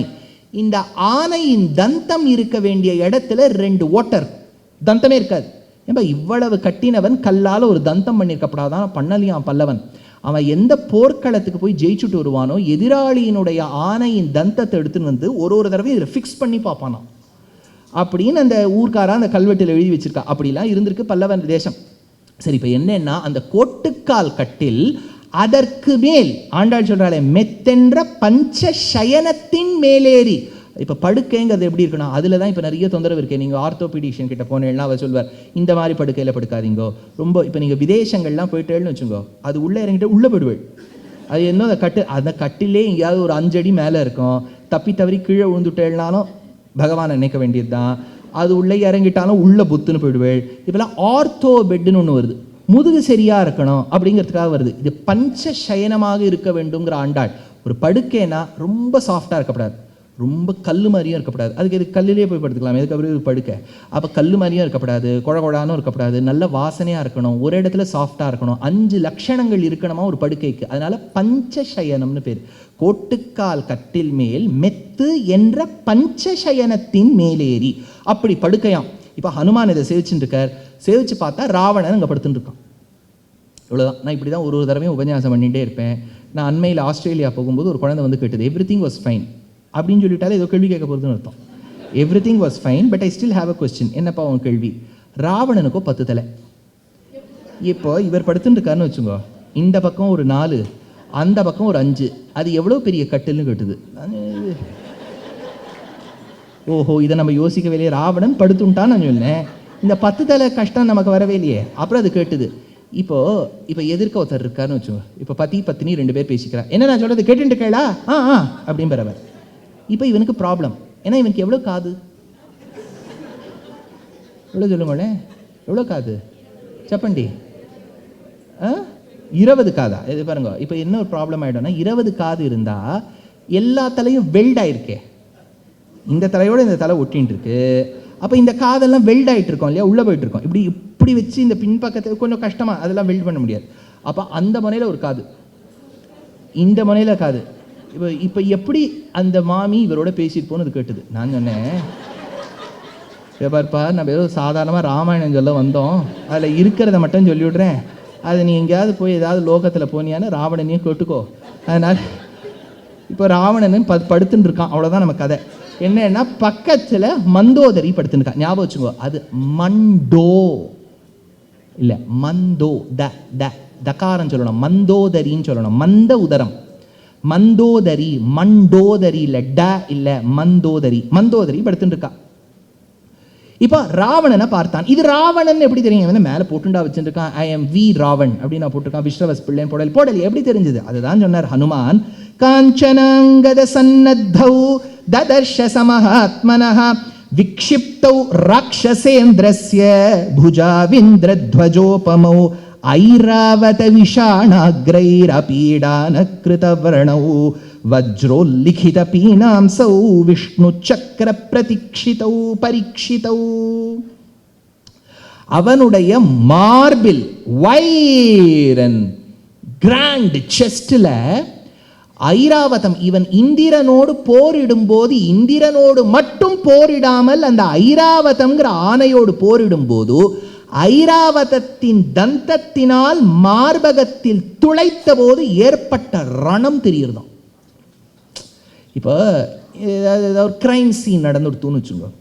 இப்போ இதை பரிசோதிப்பதற்காக வல்லுநர்கள் சில பேர் வருவா. இங்கே என்ன ஆயிருக்கு, சாக் பீஸ் எல்லாம் போட்டு சாம்பிள்லாம் எடுத்து அது ஒருத்தர் வெட்டப்பட்டார்னா அவள் சொல்லுவா, இந்த வெட்ட பார்த்தா கத்தியால தான் குத்தி இருக்கணும், இந்த வெட்டதில் பார்த்தா ஏதோ இந்த தோசை துடுப்பால தான் அடி வாங்கியிருக்கணும், இதெல்லாம் சொல்லுவா பாருங்க. இதெல்லாம் அவளுக்கு, நமக்கு அதெல்லாம் ஒன்றுமே தெரியாது. இப்போ குத்தினானா எந்த கத்தியில் குத்தினா இதெல்லாம் நமக்கு தெரியாது. ஹனுமான் அதுலேயும் தேர்ச்சி பெற்றவர். அதனால தான் ஆயக்கலைகள் 64 அந்த காலத்தில் ஒரு ராஜாவாகணும், ஒரு பெரிய மந்திரியாக இருக்கணும்னா எவ்வளவு கலைகள் படிச்சிருக்கணும். தர்க்கசாஸ்திரம் தெரிஞ்சிருக்கணும், மீமாம்சா தெரிஞ்சிருக்கணும், பர்ணகசாலை கட்ட தெரிஞ்சிருக்கணும், தளிகை பண்ண தெரிஞ்சிருக்கணும். யோசிச்சு பாருங்களேன், லக்ஷ்மணன் தனுர்வித்தையில் தேர்ச்சி பெற்றவன்னா ஒத்துக்கலாம். 14 வருஷம் சமைச்சு போட்டார். அவர் என்ன யோகாம்பாளை பார்த்தாரா, ஹெப்பார்ஸை பார்த்தாரா, எப்படி பார்த்து சமைச்சார்? இப்போ நம்மளால ஒரு நாள் ஒன்று கேப்பு தோசை, அந்த தோசை, இந்த தோசை, இதெல்லாம் பார்த்துருக்கோம். எப்படி பார்த்தார்? அவர் ராஜகுமாரனா வளர்ந்தவர் தானே. பர்ணகசாலை கட்டுனா கட்டுறார், யாகமண்ணுனா பண்றார், எல்லாம் தெரியுதே. அப்போனா ஒரு ஆணோ பெண்ணுக்கோ எல்லாம் தெரிஞ்சிருக்கணுங்கிற ஒரு அவசியகதை இருந்திருக்கே. கோலம் போட தெரிஞ்சிருக்கு, இது போட தெரிஞ்சிருக்குன்னா எவ்வளவு தெரிஞ்சவாள். இப்போ நீங்கள் ஒரு இன்ஜினியர் கிட்ட போய் கேளுங்க, கெமிக்கல் இன்ஜினியர் கிட்ட நீங்கள் கம்ப்யூட்டரை பற்றி கேட்டேன், ஓ நான் வந்து கெமிக்கல் இன்ஜினியரிங் தான் படிச்சிருக்கேன், கம்ப்யூட்டர் நான் படிக்கல. சரி, கெமிக்கல் படித்தவர்கிட்ட இதை ஒரு கேட்டேன்னா படித்தேன், அது எப்போவோ படித்தேன். ஏதாவது எதுக்குமே நமக்கு விடையே இல்லை பாருங்க. இப்போ நீங்கள் யார்கிட்டயாவது இப்போ என்ன படிச்சிருக்கேன்னு பல பேர் சொல்கிறதுக்கே பயப்படுவா. ஹனுமான் எவ்வளோ சாமர்த்தியம் பாருங்க. அந்த தழும்புலேந்து கண்டுபிடிக்கிறார், இது ஐராவதத்தின் தந்தத்தினால் ஏற்படுத்தப்பட்ட தழும்பு. என்ன ஒரு புத்தி! அதுதான் ஹனுமான் மாதிரி ஒரு கூர்மை. பெருமாளுடைய சக்கரத்தால் ஏற்பட்ட சராச்சல், இதெல்லாம் கண்டுபிடிக்கிறார். அதனால விஷ்ணு சக்கர பரீட்சதோ சொல்லிட்டு இப்போ இது ராவணன்னு தீர்மானம் ஆயிடுது. ஏன்னா யாருக்கும் இந்த லட்சணம் இருந்து நான் பார்க்கல, இவரை பார்த்தா ராவணன், இவனுடைய உடம்புல இதுலேயும் தெரிஞ்சு கொடுத்துனார். பக்கத்தில் ஒரு பெண், அதை தான் சொன்னார், கௌரீம் கனகவர்ணாபாம் இஷ்டாமந்தப் புரேஸ்வரீம் கபிர் மந்தோதரீம் தத்ர ஷயானாம் சாரு ரூபிணீம். ரொம்ப அழகா இருந்தாலாம் பார்க்கறதுக்கு. கௌரீம் அழகான ஒரு கலராம், பார்க்கறதுக்கு அவ்வளவு நன்னா இருந்தாலாம். இப்போ ஹனுமான், நான் தான் சொன்னேன், ஹனுமானுக்கு பெண்களோடு பேசிய பழக்கம் இல்லை. தாராருமாவுடைய பேசினதில்லை, வானர ஜாதி பெண்களுடைய பேசினதில்லைன்னா நரஜாத்தியை கேட்கணுமா? பேசினதே இல்லை. இவர் என்ன சொல்றார், இது ஆண், இது ராவணன், பக்கத்தில் இருக்கக்கூடிய சீதையா இருக்குமோ அப்படின்னு முதல் முறை நமக்கு தெரிஞ்ச ஹனுமான் ஒரு சின்ன ஸ்லிப், அதாவது சீதை இல்லாதவளை சீதைன்னு நினைக்கிறார். அதை பண்ண உடனே இப்போ ஹனுமானுக்கு கோபம் வருதான். இதை கம்பர் வர்ணிக்கிறார். ஐயோ பாத்தியா, சீதை பக்கத்தில் வச்சிருந்த ராவணனை என்ன பண்றது, இற்றை போர் பெரும் சீற்றம் என்னோடு முந்திடுக கற்றை புகழாலையெல்லாம் சிறை வைத்து தண்டகனை முற்றப்போர் முடிந்தது ஓர் குரங்கு என்றால் முனைவீரன் கொற்றபோர் சிலை தொழிற்கு குறை வேண்டாம் என குறைந்தான். கம்பர் என்ன சொல்ற, ஹனுமான் கோபமாம், இப்பேற்பட்ட சீதையை கடத்தின் வந்துட்டானே, இவனை நான் என்ன பண்ணட்டும், ஒரு கொன்னுட்டுமா? இல்லையே, கொன்று விட்டால் அந்த கோதண்டபாணியாக இருக்கக்கூடிய ராமனுடைய வீரத்துக்கு நான் அபகீர்த்தி சேத்தா மாடி இருக்குமேன்னு கொல்லாம இருந்தார். தெரிந்துட்டார். இப்போ கொஞ்சம் சிந்தனை பண்றார் ஹனுமான். என்னன்னா, ஒரே ஃபஸ்ட்டு சந்தோஷத்தை சொல்லிடணும். இப்போ சந்தோஷம்னா இப்போ உடனே இப்போ நீங்கள் இளைஞர்கள் உங்காத்து குழந்தைகள் ஒரு யங்ஸ்டர்ஸ் கிட்ட போய் நீங்கள் today we are not going for உபன்யாசம், we are going for a movie, என்ன சந்தோஷப்படும் அது இல்லையா? உடனே எஸ், நீங்கள் எப்படி காமிப்பேன், எஸ் இப்படி தானே காமிக்கும், கையை இப்படி இழுத்துக்கணும், அப்புறம் இந்த எமோட்டிகான் மாதிரி இப்படி மேலே இருக்க மாதிரி ஒன்று காமிக்கணும். அதெல்லாம் இப்போ யந்திரமே காமிக்கிறதே உங்களுக்கு. நீங்கள் குட் அப்படின்னு சொன்னால் அதுவே எடுத்து காமிக்கிறது, தேங்க்ஸ்னால் அது கை கூப்பிடுறது. இந்த வாட்ஸ்ஆப்லலாம் அதுக்கே அஞ்சலி வைபவம் தெரியுது. தேங்க்ஸ்னா அது அஞ்சலியும் பரமாமுத்ரா க்ஷிப்ரம். அதில் வேற நீங்கள் உங்கள் நிறத்துக்கு ஏற்ற மாதிரி கையை செலக்ட் பண்ணிக்கலாம். தெரியுமா அது? பார்த்துக்கல, நீங்கள் மூலவர் மாதிரி இருக்கணும்னா கருப்பு கையாக இருக்கும், உற்சவர் மாதிரி இருக்கணும்னா விளவிளையன்னு ஒன்று வரும், இந்த மாதிரிலாம் இருக்குது.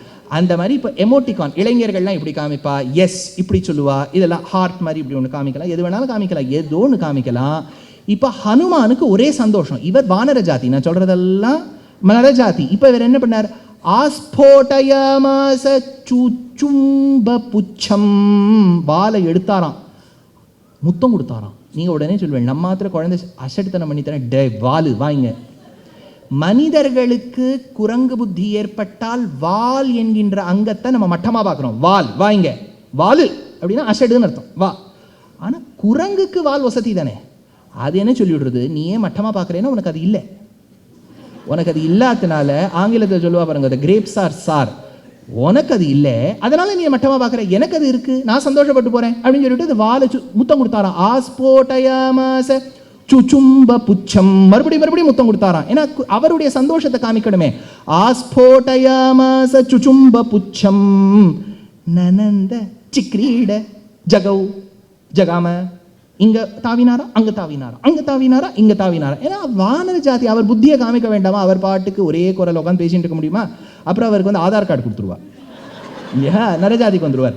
ஆஸ்போட்டயாமாச சுச்சும்ப புச்சம் நனந்த சிக்ரீட ஜகௌ ஜகாம ஸ்தம்பானரோகம் நிபபாத பூமௌ, மேலியும் கீழியும் தூண்ல ஏறினாலும் கிடுகிடுன்னு ஏறினாலும் கிடுகிடுன்னு ஏறினாலும் கிடுகிடுன்னு ஏறினா கிடுகிடு சந்தோஷம். இவ சீதையை பார்த்துட்டோமேன்னு அவர் நினைச்சுட்டு இருக்கார்.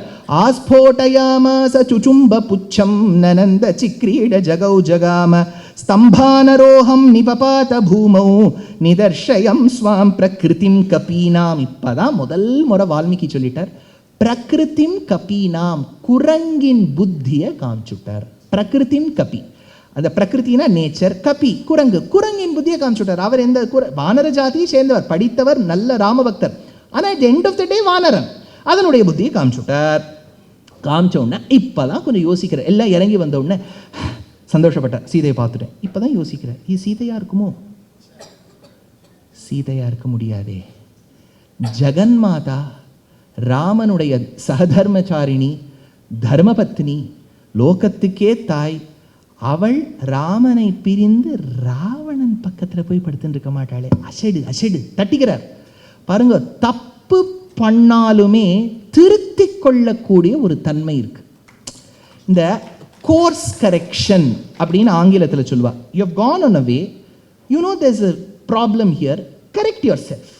எல்லாரும் பர்ஃபெக்ஷனிஸ்டே கிடையாது சுவாமி. இப்போ ஹனுமானுடைய விஷயத்தில் என்ன, அவர் முதல் முறை சீதை கண்டுபிடிச்சு மந்தோதரிய சீதைன்னு நினைக்கிறார்.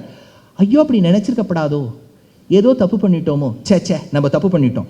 நாண்யம் நரமுபஸ்தாதும் சுராணாம் அபி சேஸ்வரம் நஹி ராம சம கஷ்டித் வித்யதே த்ரிதசேஷ்வபி. இப்போ யோசிக்கிறார், இது சீதையாக இருக்காது, நான் தவறிழைத்து விட்டேன், இது ராவண பத்னியாக இருக்கலாமே ஒழிய ராமனுடைய பத்னியாக இருக்க வாய்ப்பே இல்லை. கோர்ஸ் கரெக்ஷன் ஆயிடுது. இனிமே தான் வேலை. இப்போ சீதையை தேடணுமே, சீதையும் நினைச்சு கண்டுபிடிச்சுட்டேன், இப்போ கண்டுபிடிக்கலையே, இப்போ சீதையை தேடணுமே. அடுத்தது என்ன பண்ணார், நேர ராவணனுடைய கிச்சனுக்கு போயிட்டார். இப்போ கிச்சனில் சமைச்சதெல்லாம் நான் சொல்கிறேன், எல்லாம் சுந்தரகாண்ட ஸ்லோகங்கள். இப்போ என்ன தெரியுமோ, இப்போ நான் பேசினதை வந்து ஏதோ ஒரு யூடியூப்பில் போட்டான்னு வச்சுக்கோ, இந்த ஒரு 10 வினாடி நான் சொல்லுவதை மட்டும் வெட்டக்கூடிய ஒரு நல்ல மகானுபாவர்கள்லாம் இருப்பான். என்ன பண்ணுவா, துஷ்யந்த் மாம்சம் சாப்பிட்டு விட்டார் என்று சொன்னார், அதனால தான் ஒரு படமே எடுத்துவிட்டா, என்னென்னவோ இதெல்லாம் சொல்லி. என்னென்ன ஞாபகம் வச்சுங்கோ, ஆகார சுத்தௌ சத்வசுத்தி, சத்வசுத்தௌ த்ருவாஸ்மிருதின்னு உபனிஷத் சொல்றது. ஆகாரம் சுத்தமாக இருக்கணும், சுத்தமான ஆகாரத்தை சாப்பிட்டால் எவ்வளவுக்கு எவ்வளோ சாத்வீகமாக இருக்கும் அவ்வளவுக்கு அவ்வளோ ஞாபக சக்தி, இறை பக்தி எல்லாம் வளரும், அதில் சந்தேகமே இல்லை. ஆனால் சனாதன தர்மங்கிற பொதுவான ஹிந்து மதத்தில் எல்லாரும் சாத்வீக உணவு தான் சாப்பிட்டு இருந்தாங்கிறது இல்லை. க்ஷத்ரியாளுக்குன்னு சில உணவு இருந்தது, அதை பற்றி தான் இவர் சொல்கிறார். மிருகாணாம் மகிஷாணாம் ச, மான், மகிஷன்னா எருமை, வராஹாணாம் ச பாகஷஹா, பிக், தத்ர ன்யஸ்தானி மாம்சானி பானபூமௌ ததர்ஷசஹா. இதெல்லாம் இதில் சமைச்சு வச்சிருந்தா. என்ன ரெசிபின்லாம் கேட்காதீங்க, பண்ணி வச்சிருக்காரு. ரௌக்மேஷு ச விஷாலேஷு பாஜனேஷ்வப்யபக்ஷிதான் ததர்ஷ கபிஷார்தூலோ மயூரான் குக்குட்டான் ஸ்ததா. பீகாக், அந்த பறவையை கூட சமைச்சு வச்சிருக்காங்க. மயூரானாம் குக்குட்டானாம் ச, இதெல்லாம் சமைச்சு வச்சிருக்கா. இப்போ ஹனுமானுக்கு என்னன்னா, இந்த பெரிய கங்காளமாக சமைச்சு வச்சிருக்கா பாருங்க. இந்த கங்காளத்துக்கு இடையில எங்கேயாவது சீதையை கட்டி, இந்த மாதிரி நம்ம நிறைய படங்கள்லாம் பார்க்குறோமே, அந்த ஹீரோயினை வந்து கட்டி போட்டுட்டு அந்த 2 கங்காளத்துக்கு நடுவில் வச்சுருவா, அந்த மாதிரி இவர் தேடிண்டே போறார். இங்கே பாரு, இப்போ அவருக்கு ஒரு கவலை வந்துடுத்து. ஐயோ நம்ம வந்து ஏற்கனவே இங்கே மாம்சத்தெல்லாம் பார்த்துட்டு இருக்கோம், இவர் தயிர் சாதம், ஹனுமான் வந்து தயிர் சாதம் தான், அதனால தயிர் சாதம், வடை, மிஞ்சி மிஞ்சி போனால் வெத்தலை மாலை தான், அவ்வளோதான். அதனால் இப்பேற்பட்ட ஹனுமானுக்கு என்னென்னா மாம்சத்தை பார்க்குறோம். கொஞ்ச நாளைக்கு முன்னாடி அந்த பெண்கள் சயனித்து கொண்டிருந்ததை பார்த்தோம். ஒருவேளை நம்ம கடைபிடிக்கக்கூடிய பிரம்மச்சரியத்துக்கு களங்கம் வருமோ அப்படின்னு பயப்படுறார். அதுக்கு அவர் சொல்றார், காமம் திருஷ்டாமயா சர்வ விஸ்வஸ்தா ராவண ஸ்திரியா நதுமே மனசா கிஞ்சித் வைக்ருத்யமுபபத்யதே மனோஹி ஹேதுஹு சர்வேஷாம் இந்திரியாணாம் பிரவர்த்தனே சுபா ஸ்வவஸ்தாசு தச்சமே சுவ்யவஸ்திதம். அப்பதான் யோசிக்கிறார், இதை பாரு, நான் இந்த மாம்சத்தை பார்க்கணுங்கிற அபிருச்சியில வரல, பெண்கள் சயனித்து கிடக்கக்கூடிய கோலத்தை பார்க்கும் காமத்தோடு நான் வரல, சீதையை பார்க்க வேண்டும் என்கின்ற உத்தமமான உன்னதமான எண்ணத்தோட வரும்போது யாதிருச்சிகமா இதை பார்த்தேன். அதனால என்னுடைய பிரம்மச்சரியத்துக்கோ ராமபக்திக்கோ களங்கம் ஏற்படாதுன்னு அவருக்கு சமாதானப்படுத்திக்கிறார். அதுதான் ஹனுமானுக்கு இந்த சந்தேகம் வந்தாலும் he will not expect a third party motivation, go for a 3-day motivation lecture, 999 only registration ஹியர்லாம் கிடையாது. அவருக்கு மோட்டிவேட்டர் தான். லைஃப்பில் நிறைய இடங்களில் நம்மளே நம்மளை மோட்டிவேட் பண்ணிக்கணுமே ஒழிய இன்னொருத்தர் உன்னால் முடியும் தம்பின்னு யார் உட்காந்து பாடிட்டு இருப்பா. அதனால் நம்ம தான் பண்ணணும். சரி, இப்போ என்னாச்சு, இப்போ ஹனுமானுக்கு ஒரு எண்ணம் வருது. ஊர் முழுக்க பார்த்துட்டேன், வீடு வீடாக தேடினேன், அந்தப்புறத்துக்கு வந்து பார்த்தேன், இப்போ மடப்பள்ளியிலையும் வந்து பார்த்துட்டேன், சீதையை காணலையே. ஒருவேளை சீதை இங்கே இல்லைன்னே வச்சுக்கோங்க, லங்கை முழுக்க பார்த்துருக்கேன், சீதையை காணலை. சீதையை பார்க்கலேன்னு நான் போய் ஒருவேளை பாரத தேசம் சென்று அந்த ராமனுக்கு சொல்லிவிட்டால், ராமா நான் தேடி பார்த்தேன்ப்பா, சீதை எங்கேயுமே பார்க்கல ராமா, எங்கே போயிருக்கானே தெரியல ராமா, அப்படி நான் சொல்லிவிட்டேன். நான் ஐயோ ஹனுமான் நீயாவது அவ இருக்கான்னு சொல்லுவேன்னு நம்பிதான் நான் உன்னை அனுப்பினேன். நீயும் இல்லை என்று சொல்லிவிட்டால் பாஸ்கரேன பிரபாயதா, ஒரு சூரியன் கிரணங்களை பிரிந்து இருக்குமோ, மலர் தன்னுடைய கந்தத்தை பிரிந்திருக்குமோ, பழம் ருச்சியை பிரிந்து இருக்குமோ, கடலும் தான் அலையை பிரிந்து இருக்குமோ, நானும் தான் சீதையை பிரிந்து வாழ முடியுமோ? ஹனுமான், எப்போது சீதையை பார்க்க முடியவில்லை, தேட முடியவில்லை என்று சொல்லிவிட்டாயோ, நான் இருந்து என்ன பயன் என்று ராமர் இறப்பார். ராமர் இறந்ததை பார்த்தாலே இலக்குவன் இறந்து விடுவான். இருவர் தன்னை நம்பி வந்தவர்கள் இறந்து விட்டார் என்று கேட்டாலே சுக்ரீவன் இறப்பான். சுக்ரீவன் இறந்ததை கேட்டால் அங்கதனும் ஜாம்பவானும் உயிர் துறப்பார்கள். தலைவர்கள் இல்லை என்றால் நாம் என்ன செய்ய என்று அத்தனை வானரங்களும் குடும்ப சமேதர்களாக உயிர் இழப்பார்கள். இவர்கள் உயிர் இழந்ததை கேட்டால் நந்தி கிராமத்தில் பாதுகாராதனம் செய்து கொண்டிருக்கக்கூடிய பரதன் உயிரிழப்பான். பரதனுக்கே கைங்கரியம் செய்யக்கூடிய பிரியாத தம்பியான சத்ருகணனும் உயிர் துறப்பான். இந்த புதல்வர்கள் 4 இறந்து விட்டார்கள் என்று கேட்ட பிறகு தாய்மார்கள் உயிரோடு இருப்பார்களா? தாய்மார்களும் இல்லை என்றால் நாம் இருந்து என்ன பயன் என்று அயோத்தியா மக்கள் உயிர் இழப்பார்கள். நான் ஒருவன் சீதையை பார்க்க முடியவில்லை என்று சொன்னால் இத்துணை பேரின் மரணத்துக்கும் நான் காரணமாகிவிடுவேனே. ஆதலால் மறுபடியும் நான் சீதையை தேடப் போகிறேன் அப்படின்னு ஒரு விஷயம் சொல்றார்.